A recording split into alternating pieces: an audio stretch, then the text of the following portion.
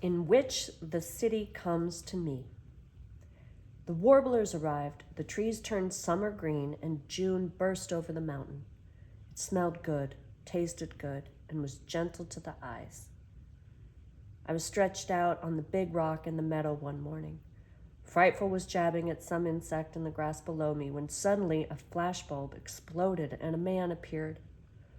"Wild boy," he said, and took another picture.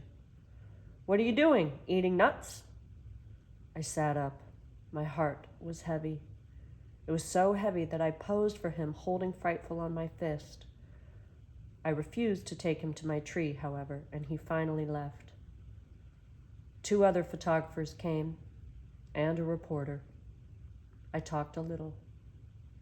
When they left, I rolled over on my stomach and wondered if I could get in touch with the Department of Interior and find out more about the public lands in the West. My next thought was the baseball game in the flooded schoolyard. 4 days passed, and I talked to many reporters and photographers. At noon of the 5th day, a voice called from the glen. "I know you are there." "Dad!" I shouted, and once again burst down the mountainside to see my father. As I ran toward him, I heard sounds that stopped me. The sound of branches and twigs breaking, of the flowers being crushed. Hordes were coming. For a long moment, I stood wondering whether to meet Dad or run forever. I was self-sufficient. I could travel the world over, never needing a penny, never asking anything of anyone. I could cross to Asia in a canoe via the Bering Strait. I could raft to an island. I could go around the world on the fruits of the land. I started to run. I got as far as the gorge and turned back. I wanted to see Dad.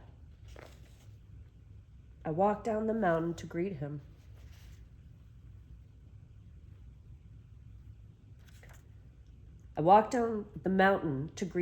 And to face the people he had brought from the city to photograph me, interview me, and bring me home. I walked slowly, knowing that it was all over. I could hear the voices of the other people. They filled my silent mountain. Then I jumped in the air and laughed for joy. I recognized my 4-year-old brother's pleasure song. The family. Dad had brought the family. Every one of them. I ran, twisting and turning through the trees like a Cooper's hawk, and occasionally riding a free 50 feet downhill on an aspen sapling. "Dad! Mom!" I shouted as I came upon them along the stream bed, carefully picking their way through raspberry bushes. Dad gave me a resounding slap, and Mother hugged me until she cried. John jumped on me, Jim threw me into the rushes, Mary sat on me, Alice put leaves in my hair, Hank pulled Jim off, Joan pulled me to my feet, and Jake bit my ankle. That cute little baby sister toddled away from me and cried. "Wow, all of New York," I said. "This is a great day for the cater skills." I led them proudly up the mountain, thinking about dinner and what I had that would go around. I knew how Mother felt when we brought in friends for dinner. As we approached the hemlock grove, I noticed that Dad was carrying a pack. He explained it as food for the first few days, or until I could teach John, Jim, Hank, and Jake how to live off the land. I winked at him. "But, Dad, a Gribbly is not for the land." "What do you mean?" he shouted. "The Gribblies have had land for 3 generations. We pioneer. We open the land." He was almost singing. "And then we go to sea," I said. "Things have changed. Child labor laws. You can't take children to sea." I should have glowed over such a confession from Dad had I not been making furious plans as we climbed. Food, beds, chores. Dad, however, had since Christmas to outplan me. He strung up hammocks for everyone all through the forest, and you never heard a happier bunch of kids. The singing and shouting and giggling sent the birds and wildlife deeper into the shadows. Even little Nina had a hammock, and though she was only a toddler, she cooed and giggled all by herself as she rocked between 2 aspens near the meadow.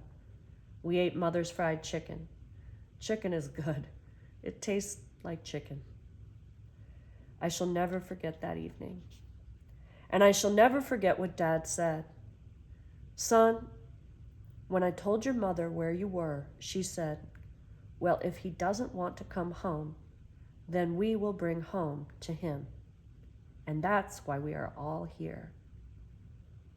I was stunned. I was beginning to realize that this was not an overnight camping trip, but a permanent arrangement. Mother saw my expression and said, when you are of age, you can go wherever you please. Until then, I still have to take care of you according to all the law I can find. She put her arm around me and we rocked ever so slightly. Besides, I am not a Gribbly. I am a Stewart, and the Stewarts loved the land. She looked at the mountain and the meadow and the gorge, and I felt her feet squeeze into the earth and take root. The next day I took John, Jim, and Hank out into the mountain meadows with Frightful to see if we could not round up enough food to feed this city of people. We did pretty well. When we came back, there was Dad with 4x4s erected at the edge of my meadow, and a pile of wood that would have covered a barn. Gosh, Dad, I cried, what on earth are you doing? We're going to have a house, he said. I was stunned and hurt. A house? You'll spoil everything, I protested. Can't we all live in trees and hammocks? No.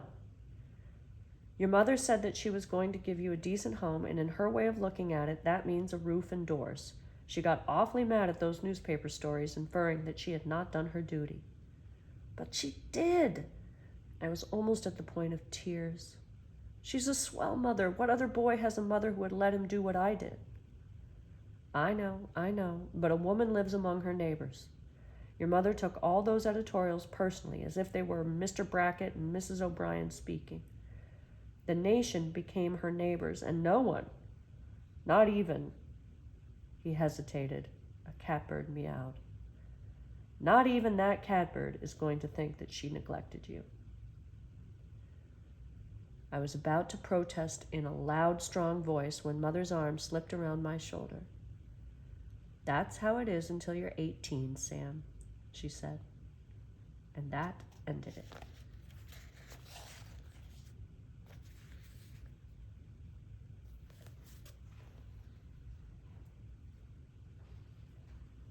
And that's my side of the mountain.